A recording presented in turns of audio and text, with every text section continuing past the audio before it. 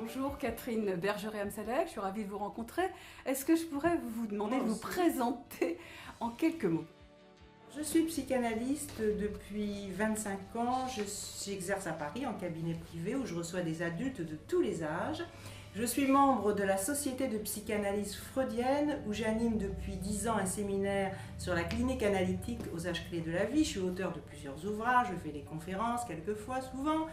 Et puis j'organise depuis 1999 des grands colloques pluridisciplinaires sur les âges de la vie.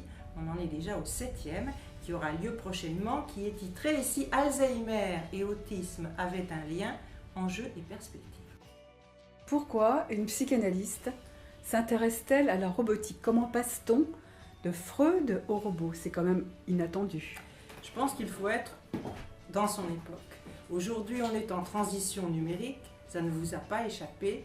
Et je pense qu'il serait dommage de se passer de tout ce que les robots peuvent apporter en séance d'analyse à certaines pathologies archaïques, notamment pour les personnes autistes et souffrant d'Alzheimer.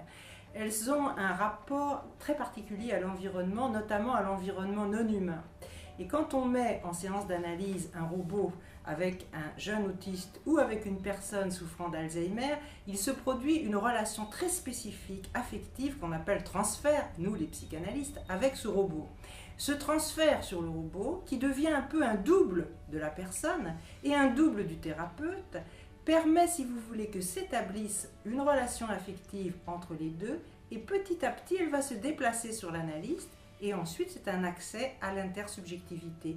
C'est très intéressant ces façons d'expérimenter les nouveaux champs qui s'ouvrent. Il y aura certainement dans les années à venir des formations des soignants pour s'équiper psychologiquement parce que ça effraie tout le monde, ça effraie même certains de mes collègues si on leur dit qu'on met un robot en séance d'analyse.